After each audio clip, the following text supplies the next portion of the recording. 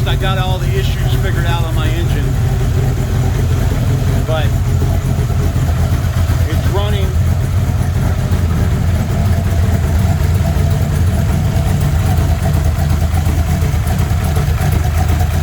The fan comes on when it gets warm, like it's supposed to.